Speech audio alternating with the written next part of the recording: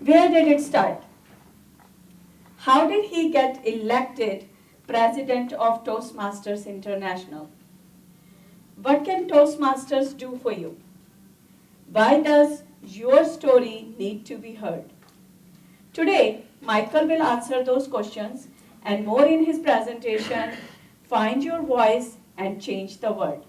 Michael, find your voice and change the world.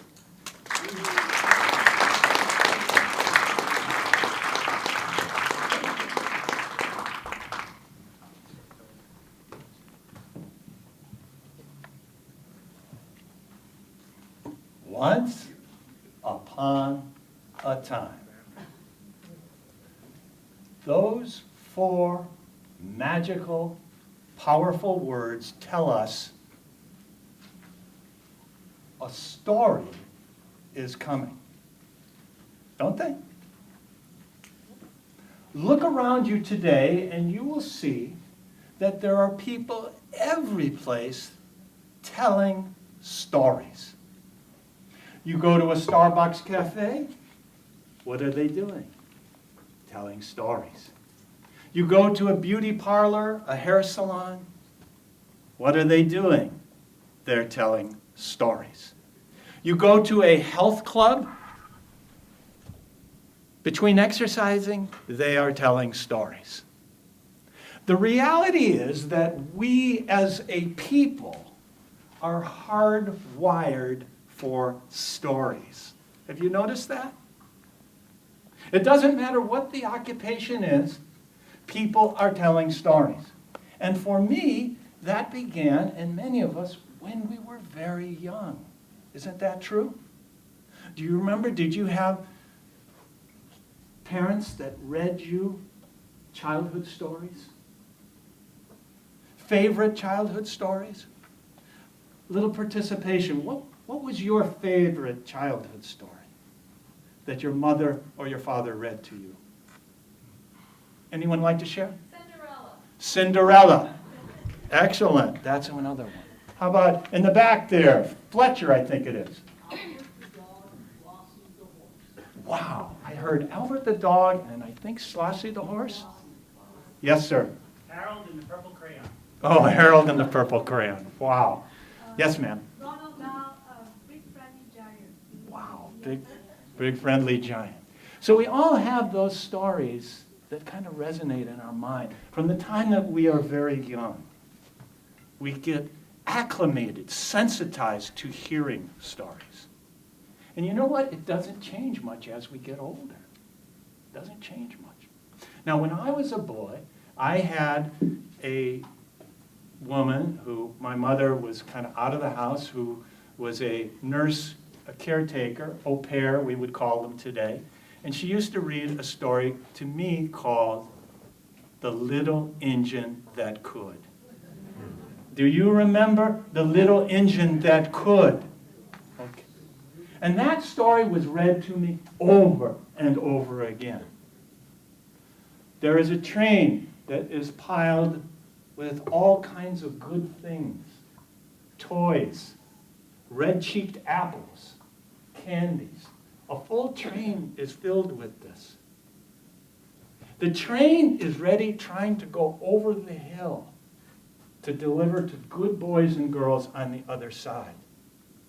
But the train breaks down. The train breaks down. And all kinds of fancy trains come walk by, and the train asks them, "Can you help? Can you help pull me over the hill to get to the other side?" They all say no. A stainless steel passenger train just whips right by, doesn't care. But there is one train that comes by that says, "I can help. I will try." And that train hitches, and that train is the little engine that could. And that train puff, puff, puff, puff, puff, puff, puff, puff, puff, puff, keeps trying the best that they can, and while that is happening, the little engine says, "I think I can. I think I can. I think I can." And finally, it gets over the hill and going down. "I thought I could. I thought I could. I thought I could over to the other side. That story has resonated all my life. Now let me ask you something. What is the bigger value of a story like that? The little engine that could. What does that do for you in terms of benefit in your life? Ideas? Yes, sir. Absolutely. It teaches you the value of perseverance. And what else? A positive mental attitude to keep trying. What else does it teach you? Yes. Another thing that comes to mind is it's not the size of the dog in the fight, it's the size of the fight. It's not the size of the dog in the fight, it's the fight in the dog. Size of the fight. Excellent. That is absolutely true. So it teaches us some basic lessons about trying hard, keeping a positive mental attitude, persistence. We can be a little engine, but we can do big things if we keep trying and we ask for people to help. There are people out there who will help us. Now, I have studied stories all of my life. And I've noticed that there are 4 different areas of stories. I kind of mentioned this in my handout to you. By the way, I'm not going to get to everything in the handout. But the first thing about a story is every story has over here a hero. Okay? A hero. Who is the hero in the little engine that could? Thomas? The little engine that could. The little engine that could, that believed they could get over the hill. So there is a hero.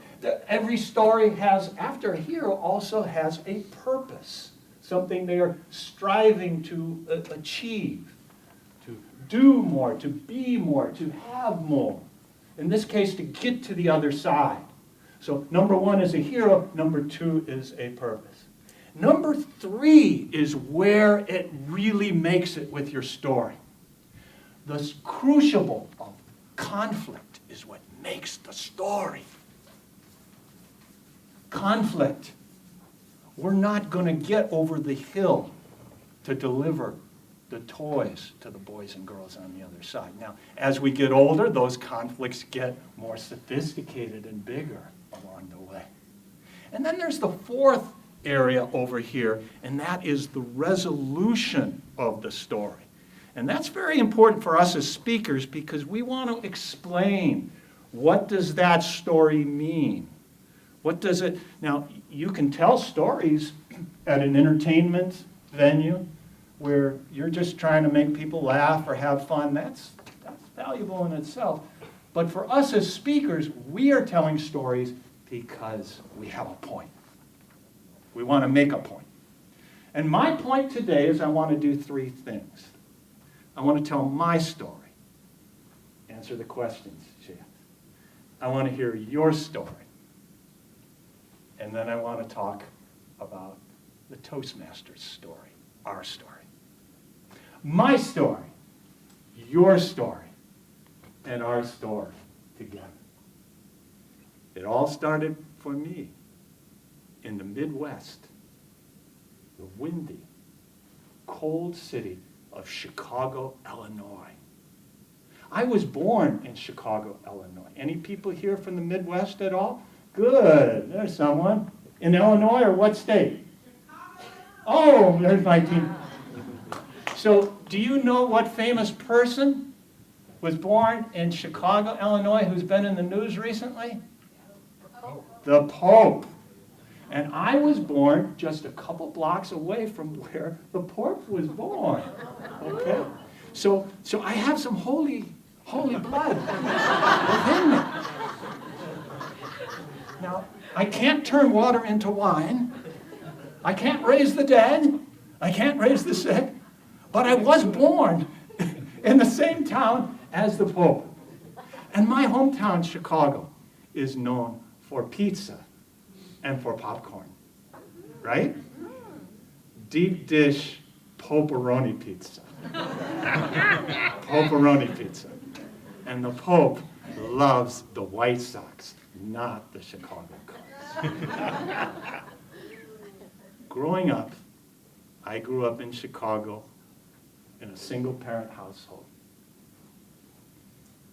becoming a speaker was the last thing I ever thought in my life I would want to do. Because I was very shy. I was very introverted. And I remember going to kindergarten for the first time, and I was looking up at all these adults, and I pulled down on my mom's skirt. I said, "Why do I need to go to kindergarten?" She said, "Michael, you need to go because you need to learn to talk and act smart." 2 hours later, I was sent to the principal's office for talking and acting smart.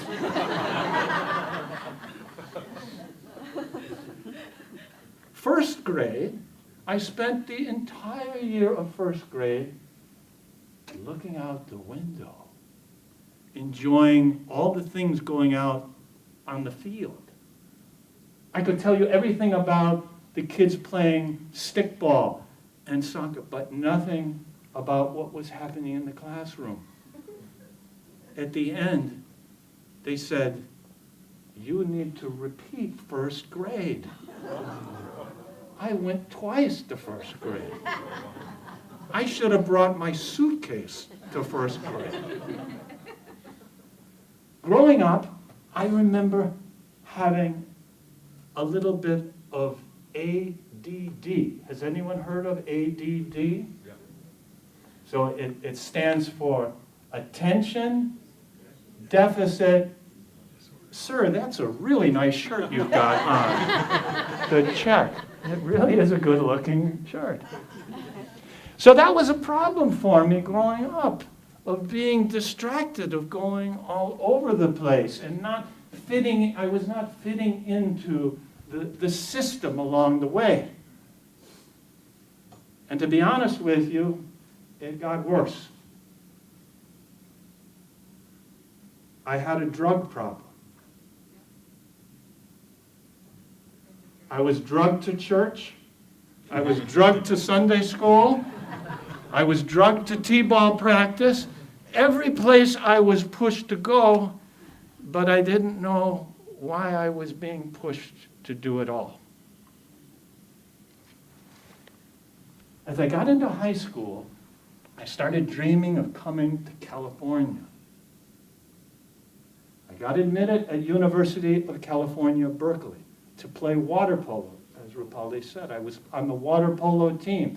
People say, how do they get the horses in the water in water polo? No, there's no horses. It's just like soccer, throwing a ball on top of the water. No horses involved. But that was the sport that I played.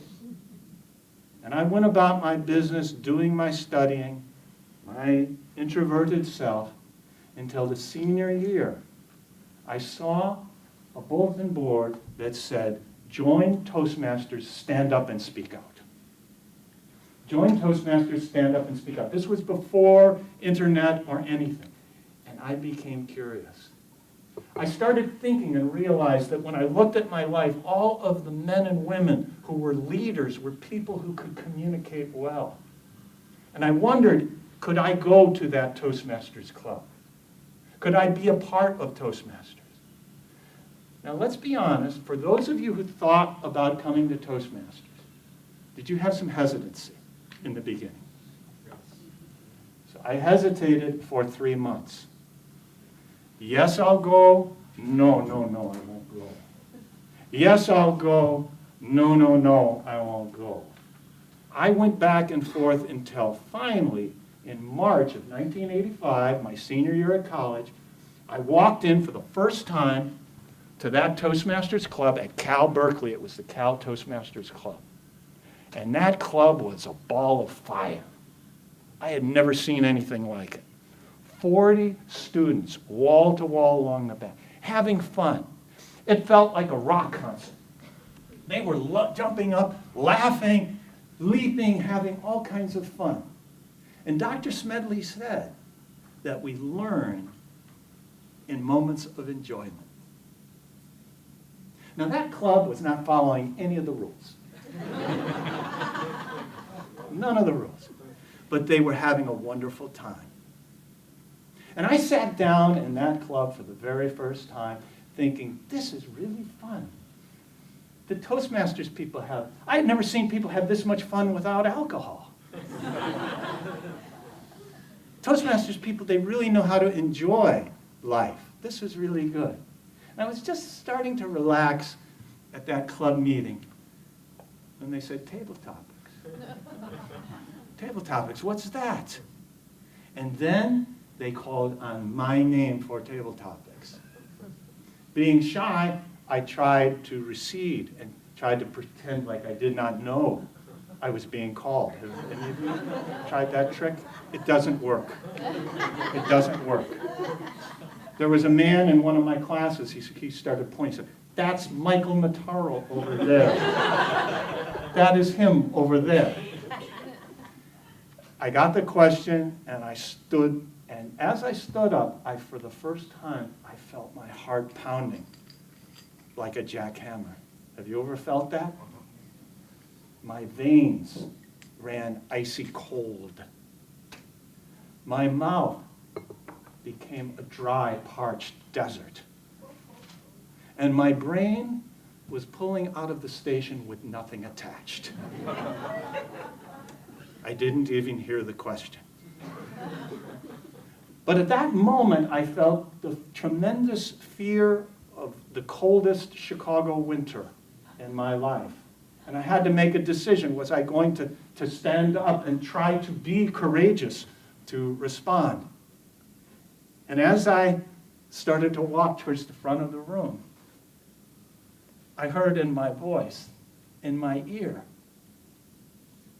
I think I can. I think I can. I think I can. And I hadn't heard that voice for decades. But I heard it at Toastmasters. I think I can. And I got up and I got through a tabletop. They told me I spoke for about 19 seconds. I spoke so quickly, my tongue got a speeding ticket. Right? But I got through it.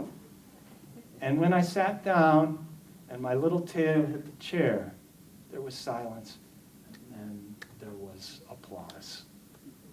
My club applauded for me. They recognized me. They encouraged me. And that was the beginning of a long, long journey. The encouragement that we give to our fellow club members can be life transformational. Because I believe in every single one of us, there is a voice that says, I think I can. I think I can. I think I can. And our role as Toastmasters is to encourage one another to hear that voice. I left the university, went to downtown Oakland, joined a Toastmasters club at Clorox Corporation. The bleach company, they had yes, I was cleaning myself every single day with Clorox products. And now I was in their very Toastmasters club. And I found myself growing along the way in my career. As I took another step in my career, Toastmasters helped me. I started in the real estate business. Toastmasters helped me communicate listings. Toastmasters helped me solve problems. Toastmasters helped me when I felt nervous and had to communicate well. All we have is our communication skills. And Toastmasters started helping my career in very tangible ways. People ask me, like our leaders today, would you serve? I kept saying yes. I kept saying yes. Until one day, I was supporting a woman who was supposed to be in the international board of directors. I thought, whoa, the board of directors. I got a ticket to fly all the way to Toronto to be on her campaign. She called me a month and a half ahead and said, Michael, I cannot do it. I can't go to run on the board of directors.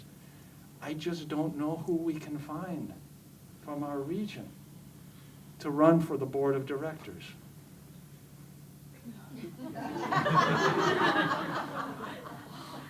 I got calls from all the district directors in my region who said, you already have a ticket.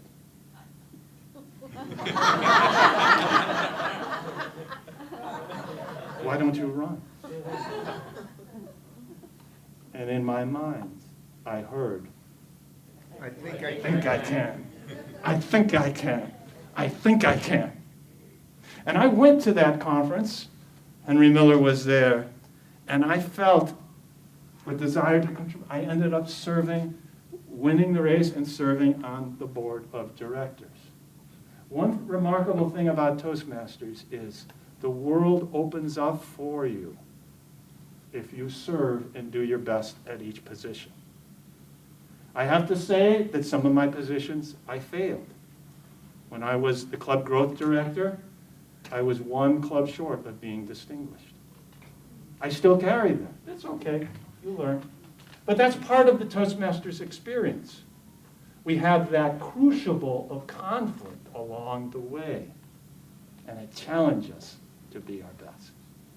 So here's what I'd like to do, because we have a little bit of time. I would now I shared with you my story, a little piece of my story. Now, would anybody like to share any feedback, any tidbits on lessons you may have gleaned from my story?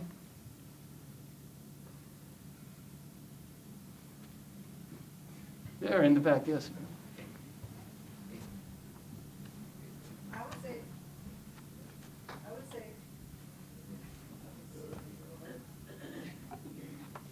I would say the biggest lesson is don't be afraid to say yes. Yes. Don't be afraid to say yes. Fantastic. That's an important message. So she's going right over here, remember, to the resolution of the story and saying, don't be afraid to say yes. I think I can. Who was the hero of my story? You. Now, that's not always the case. Sometimes you have a lot of stories, you're not the hero, you're the learner. What was the purpose of my story? What was the purpose? What did I want to achieve? To inspire. To inspire, to connect with the world. What was the conflict in my story? The rub. You didn't believe in yourself. Self-doubt. I think of it as a 4-letter word. Fear. Fear. And that fear gets resolved at Toastmasters. There's a resolution. So you see that that's just a little mini story. Now, the interesting thing about stories is that there's only about 6 or 7 basic story archetypes. Did you know that? The stories are really, the framework is all the same. The details change, the locations change, the people involved change, but the basic archetype of the story stays the same. Hollywood knows that. Hollywood has about 6 or 7 story types that they run over and over again. So here's a familiar one. Regular guy, regular gal, living their life, going to work every day, picking up the kids, and regular guy or regular girl falls in a hole. Okay? Have you heard this story? Falls in a hole, figuratively. They lose their job. They lose their spouse. The people hate them at work. Their kids won't talk to them. They get evicted. They get foreclosed upon. Bad stuff are happening. And then the story is digging your way out of the hole, and you get to a point of resolution. Now, you've heard that story, right? In shapes or forms before. Another story is the mystery story. It's a mystery. You don't know what's going to happen. You have to resolve the mystery. There's stories of tragedy and comedy. Tragedy and comedy. There's the big monster story. This big monster that the hero fights against a monster, whatever it be. It could be Jaws, right? It could be something big and mean that you have to conquer. And the conflict can be within. You're fighting yourself. The fear within. The challenges within. Or it can be an external conflict. You're fighting against society. You're fighting against the nation. You're fighting against your company. Something outside of yourself is the conflict. So you see how this basic story template just kind of works. And you use that template to make a point. Here's something I mentioned on my sheet that I want everybody to take away from. The story rebirths the teller. When you tell your story, you lift yourself. It's kind of as if there is a weight in your life of the challenges, of the adversities that you have experienced. And that weight is just weighing you down. But when you tell your story, you're able to get on top of that. There's a cathartic kind of a power that comes from telling your story and being upfront about it. When I told my story, I told you some things that were not favorable to me. Can anybody name any of those things? ADD. Yes? ADD. Yes. Fear. Fear. What happened in first grade? Failures. Your story becomes more credible if you are truthful and tell them all sides. A lot of people in the professional speaking world are running around and they only tell the glamour side. They only tell the good things. Now the challenge with that is none of us live perfect lives, right? We all have hard things that happen. The ability to be credible and be sincere in your story is empowering to the teller. It transforms you as the teller by telling your story. It inspires you the more you tell your story. So what I'd like to do right now, we have some time, a little bit, is I want you to hook up with the person alongside you. Very simple story frame. The past. Why did I come to Toastmasters? Okay? The present. Why am I here at Toastmasters? The future. What are my dreams and my aspirations for being in Toastmasters? This is a simple story frame that you can use in Toastmasters or really any aspect of your life. The past, I came to Toastmasters because my boss wanted me to come. I was afraid. I wanted to get a promotion. Present, I'm working on presentation mastery, level 1, level 2, level 3. The future, I want to be international president. If you are hook up now with someone alongside you, say hello to them. You're near this wall, you're a 1, and this side you're a 2. So you 2, you 2, you 2. 90 seconds, tell your story to the other person. Give them time.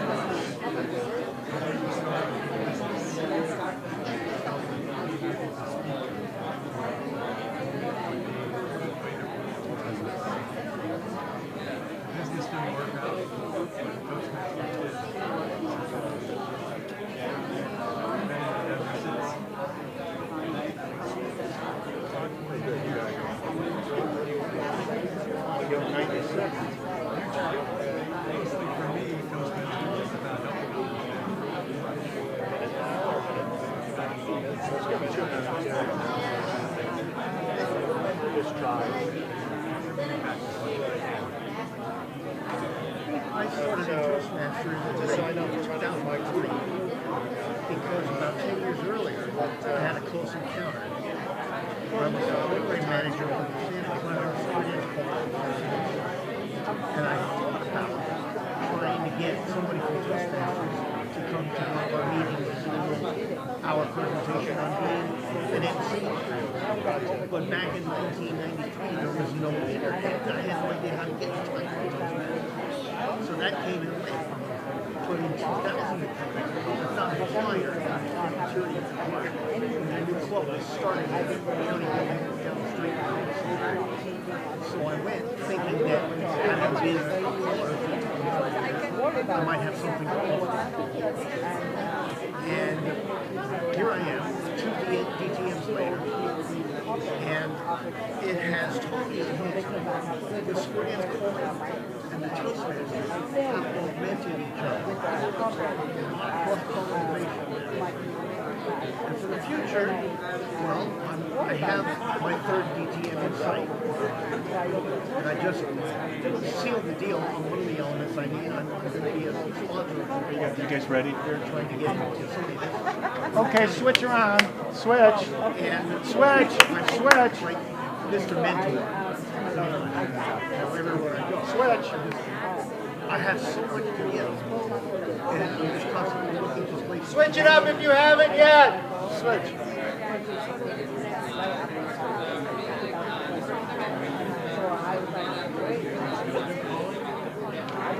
My last club folded last fall. But I did have I did a party for the school last month where I did this. And I have another one on May 28th. And I just got a contract for 26 down in San Francisco. I'm not going So I got graduated with the beginner's class in September of 1976. Because my best friend and his wife had just finished their and a month after I graduated my first class in May, graduation was April Tuesday. And a month later, I went over an amateur chorus night. And just fell in love with it. The math, the technology, measuring,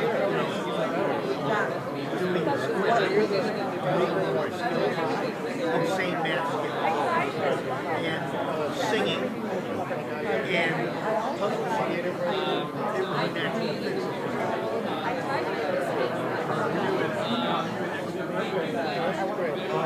Square dancing won me and enhanced the very tiny amounts. You can't raise the dead, that's what you said.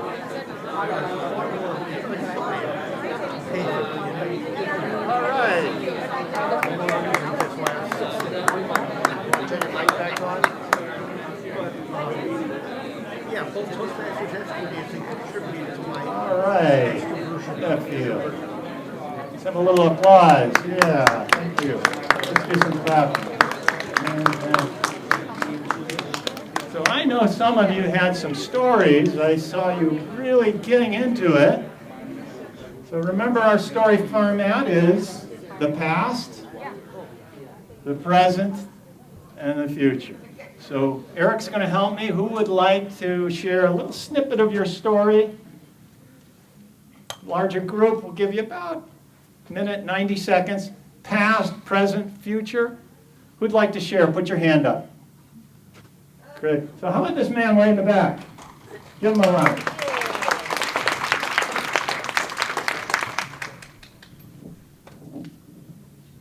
Testing, test.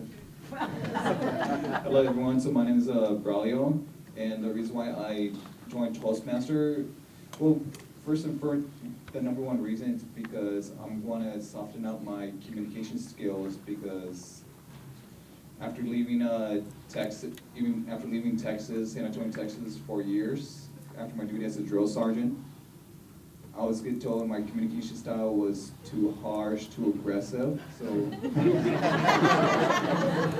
So I also want to learn how. Okay, I think Braulio, I think you need to tone it down on the drill sergeant military vibe. Now let's easily start learning the skills, start speaking as a civilian. And yes, and key thing I'm getting out of Toastmaster is getting more civilian engagement, more also. Every different backgrounds, professions, I'm getting more engaged. And my current president is also watching a lot of YouTube videos on how to become a better speaker in Toastmaster course. And in the future, I have so many of them, but this one is more a dream. But who knows where the future leads me? Be President of the United States one day, or President of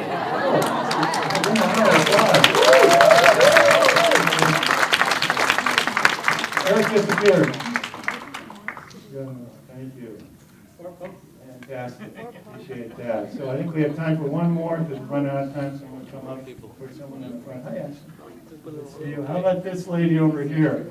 So one more story. Remember the past, the present, and the future. I know most of us say that we joined Toastmasters so we can hone our skills. We wanted to learn how to speak. I actually joined because I was excited. People were interested in listening to me. As a woman, as a little girl growing up in India, I was told to don't raise your voice. I didn't have a voice, but I had all these stories in my head. I tried telling them, shh, I told you. My teacher said, don't just walk straight up like a boy or a man. Then, lower your voice. Nobody wanted to hear me. And then, became an engineer, go to work, got a 5-inch tall man, 6 feet tall. So, when you said that, I think I can, I didn't say that. I said, I know I can. Oh.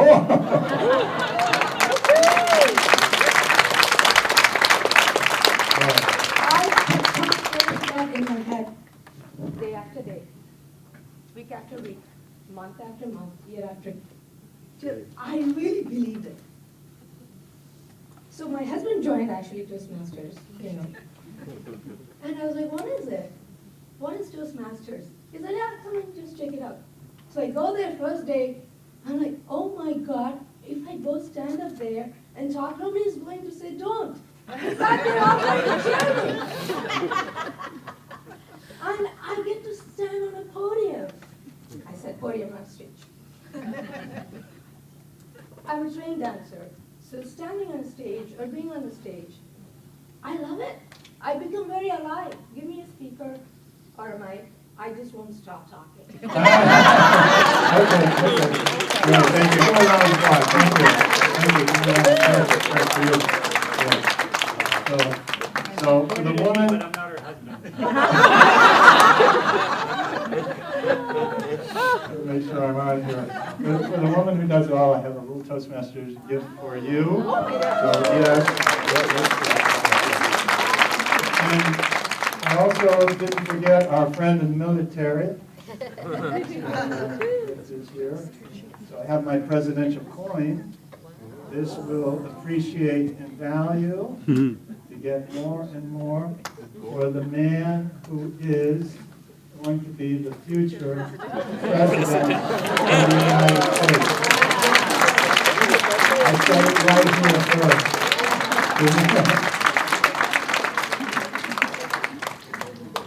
Hello, Toastmasters.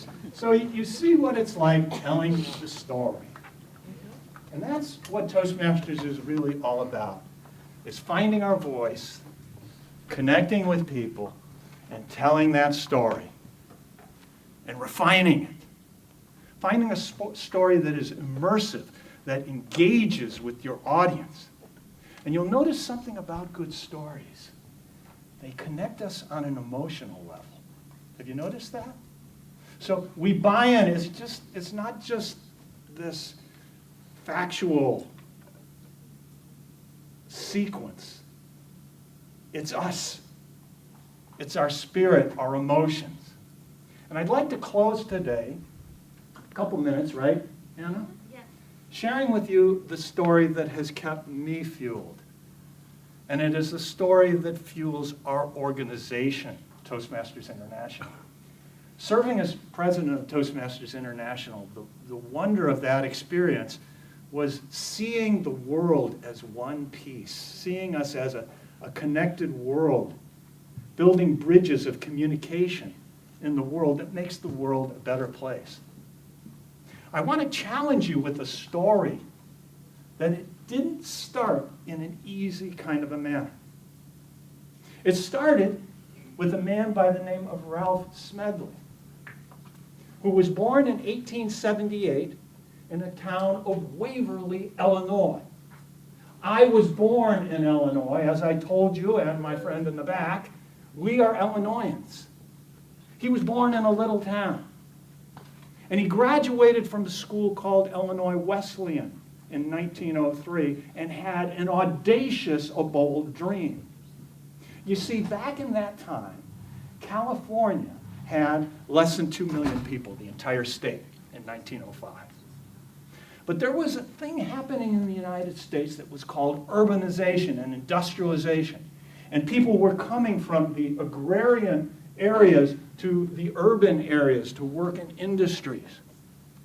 And Dr. Smedley had a vision. He saw all these people coming, men primarily, who were not educated, and he saw a lot of evil influences. I call them the three B's. Bars, brothels, and bacteria. It was 1905, remember. There were the influences that Dr. Smedley saw as having a negative influence as people came together. He wanted to be part of the solution that provided something positive for people to grow their skills. He took his first job in Bloomington, Illinois, at a YMCA in Bloomington. That YMCA had an adult education division. Now, the vision of YMCA, you may be aware of, is wholesome mind, body, and spirit. And that was Dr. Smedley's vision or purpose in his life story. He wanted to provide a positive, wholesome place. Remember, the YMCA in those days was a place you could go, you could get a good meal, no bacteria. Okay? You could play sports, help your body physically to get healthy. Spiritual enhancement. Those were all things part of the YMCA movement and actually still are part of YMCA today. That's where Dr. Smedley started our organization, through the YMCA. He started the very first club at the Bloomington YMCA. It grew to about 25 members. This was 1905. He had no examples for how to do anything. He made it all up on the fly. There was no speaking manuals. There was no structure. He had something called evaluation, which he called criticism in those days, criticism. Dr. Smedley got moved from Bloomington YMCA to the Freeport YMCA in 1907. He started another Toastmasters club. This club rose to about 50 people. 2 years later, he moved to the Rockport, Illinois YMCA, started another Toastmasters club. This one rose to about 75 members and was very popular. And then Dr. Smedley got interested in other things. He did some work with architectural drawings of YMCA, and the Toastmasters dream sat dormant. The clubs that he started all promptly died when he left. When he left Bloomington, that club died. When he left Freeport, that club died. When he left Rockport, that club died. And nothing happened for Toastmasters. In 1919, he was moved through the YMCA right into Santa Clara County. He started a Toastmaster chapter at the San Jose YMCA in 1919. It grew, it flourished, and then he was moved again to Southern California, Santa Ana, where the organization started in 1924. What happened to that club, do you think, in San Jose that he started? It died. Now here's the reason I bring this up.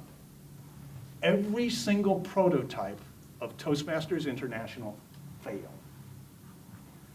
Dr. Smedley, from all the historic research we can find, is the only person in the YMCA organization who supported or encouraged Toastmasters in any way. Nobody in that organization had any support. He was a man who had a dream that would not die.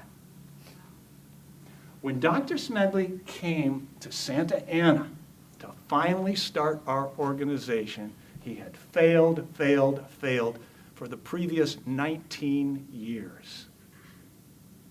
He believed in Toastmasters and was resilient, despite the fact that he did not have support from people around him. Now, there were some things happening. World War I was right around 2014 to 2017, so there were some things that were kind of 1919, exactly.